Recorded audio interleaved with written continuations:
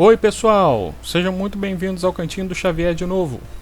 O vídeo de estreia foi muito bem recebido e isso deixou essa vítima de queda de folículos capilares muito contente. Mesmo com todas as falhas e erros que houveram, e sim, eu sei que vocês ouviram a minha cachorra latindo no fundo. O retorno de vocês foi ótimo, o Careca agradece muito. E por causa disso eu corri para fazer mais um dossiê de algum dos maiores personagens de quadrinhos de todos os tempos. E como o anterior foi o Adam Warlock, o campeão da vida, nada mais justo do que hoje a gente falar dele, o Titã louco e amante da morte, Thanos de Titã. Mas antes eu vou pedir para você deixar aquele like maroto e se inscrever se você estiver chegando no canal agora. O canal está começando e esse suporte que vocês dão ajuda muito no início. Então desde já eu já agradeço. Agora chega de papo e vamos ao que interessa.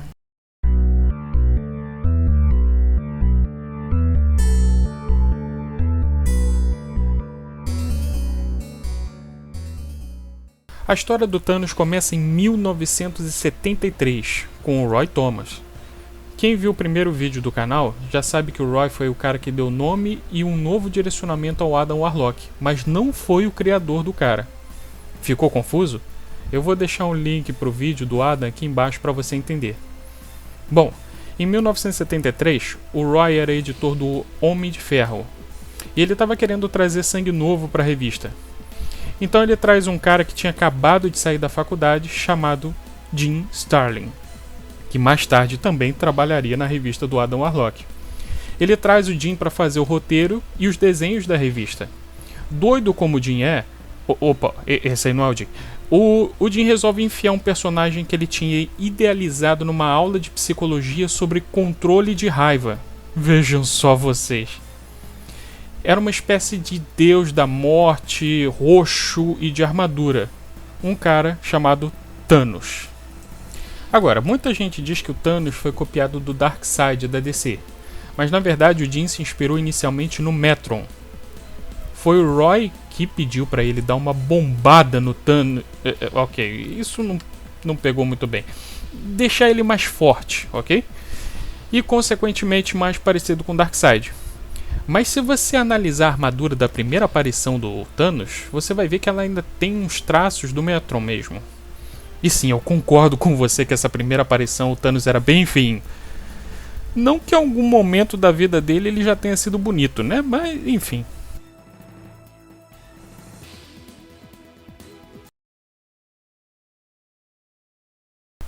Mas aí você que está me ouvindo pode me perguntar o seguinte: Mas Careca, o que o Thanos estava fazendo na revista do Homem de Ferro? Essa não é a sua voz, né? Tá bom, eu vou tentar melhorar. Mas Careca, o que o Thanos estava fazendo na revista do Homem de Ferro? Ficou melhor assim, né?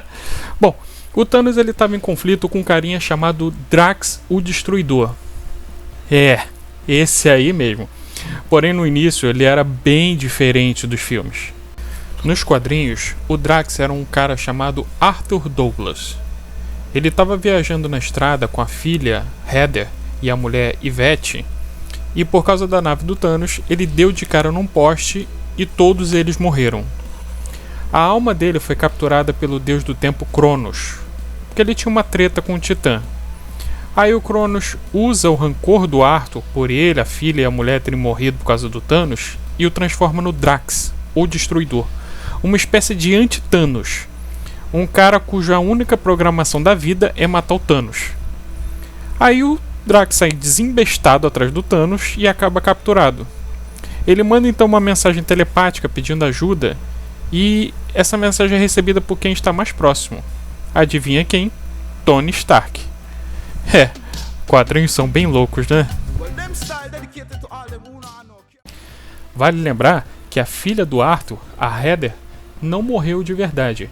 O Cronos mente pro Arthur para insuflar mais raiva nele.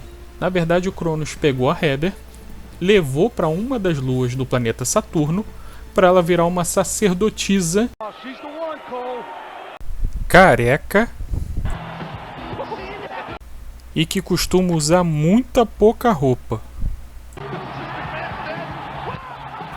Mas não se empolga não, a fruta que você gosta ela come até o caroço. Nos filmes, a história do Drax ela é diluída com água e açúcar e ela pode ser resumida em uma frase só. Ele é um alienígena que quer se vingar do Thanos porque ele matou sua família. Entende por que às vezes quem curte quadrinho tem um pouco de ranço dos filmes? Bom, nessa mensagem telepática que o Drax manda, ele conta ao Homem de Ferro toda a história do Thanos. E se você ainda não conhece, eu vou pedir para você prestar bastante atenção porque o bagulho é brabo. O Thanos é um dos titãs. Na mitologia grega, os titãs foram deuses que existiram antes dos deuses gregos. Mais pra frente, a Marvel estabeleceu que os titãs seriam meio que primos dos Eternos. Aqueles do filme mesmo. Mas eu vou pular essa parte para o vídeo não ficar muito confuso, mais do que já é.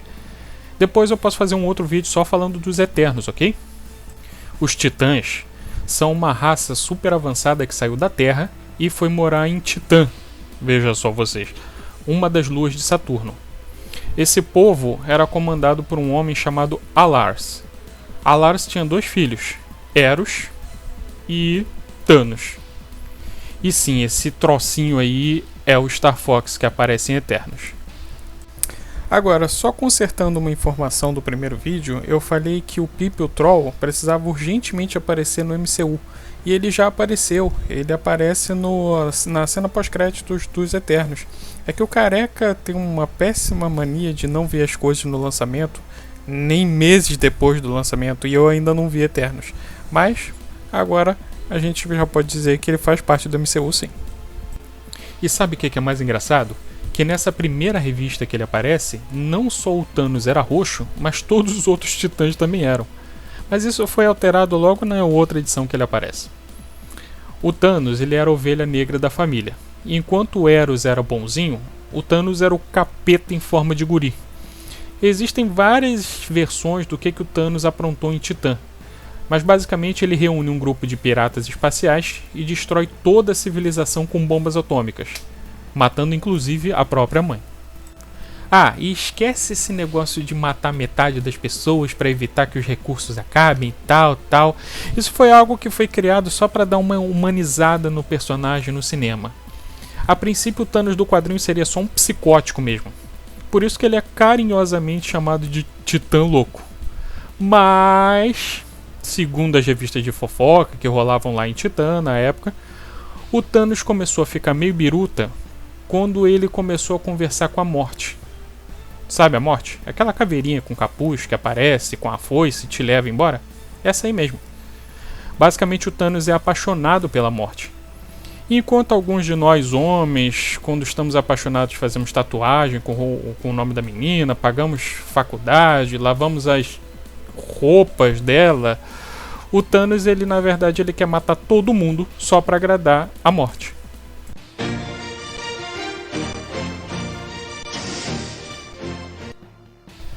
Agora, tem uma questão muito interessante sobre a ideologia do Thanos, que é o fato dele se auto-intitular um nihilista. Para quem não saca, o nihilismo é a filosofia do Nietzsche. Nietzsche é um filósofo alemão que ele basicamente falava que o mundo é uma droga, Deus não existe, só acontece coisa ruim e a gente tem que aceitar isso mesmo. Não dá muito para se aprofundar nessa filosofia do Nietzsche, porque é uma das coisas mais complicadas que existe de filosofia e não tem como falar disso num vídeo de 12 minutos. Mas, basicamente, os livros do Nietzsche chegaram até as luas de Saturno, porque o Thanos fala que é nihilista. Isso nunca ficou muito bem explicado, o porquê que ele admira um filósofo da Terra, mas enfim.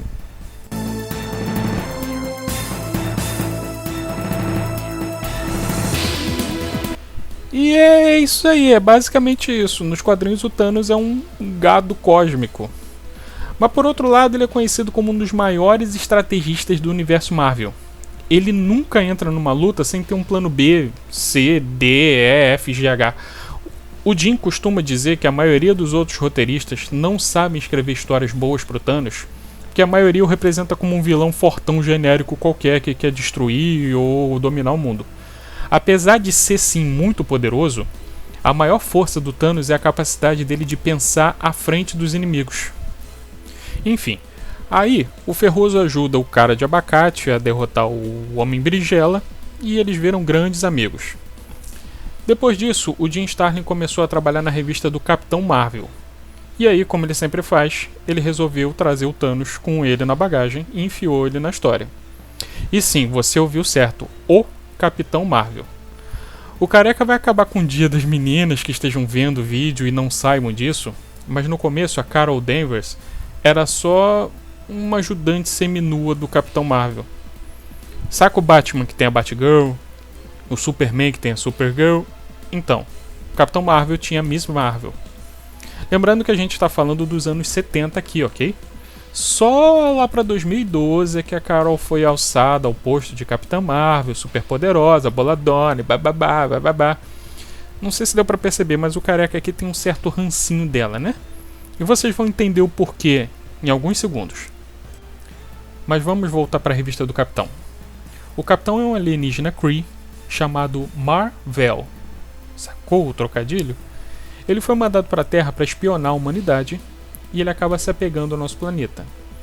Aí, utilizando um par de pulseiras cósmicas, ele troca de lugar com um jovem chamado Rick Jones.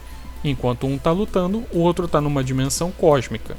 Aí ele utiliza raios cósmicos, poderes cósmicos, tudo muito cósmico. Nessa revista ele se alia aos Vingadores para evitar que o Thanos consiga uma coisa chamada Cubo Cósmico. É um cubo azul, ultra poderoso, que consegue mudar a realidade. Te lembrou algo? O Tesseract ele é baseado no cubo cósmico. Mas no original o cubo não era uma das joias do infinito. Ele só alterava a realidade mesmo. Como a revista é do Capitão e não dos Vingadores, os Vingadores tomam uma coça e só o Capitão Marvel fica em pé para tentar acabar com o cubo cósmico, tirar o cubo cósmico do Thanos. E para destruir o cubo, o Capitão quase se sacrifica numa das sequências mais famosas de todos os tempos dos quadrinhos. Sério, isso foi redesenhado, homenageado várias vezes. O que acontece é o seguinte: quanto mais próximo do cubo ele chegava, mais velho ele ficava. Mas mesmo assim o Capitão continua sem se importar com a sua própria vida, até que finalmente ele o destrói.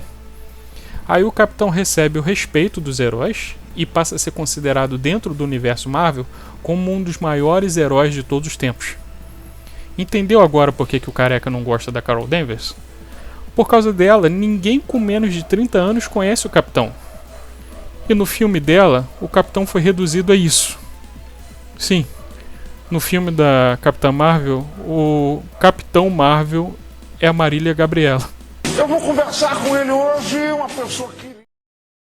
Ué, mas se ele era tão legal assim, que fim que ele tomou? Ele teve um pequeno problema de câncer e não pôde mais comparecer ao trabalho. Ele morreu.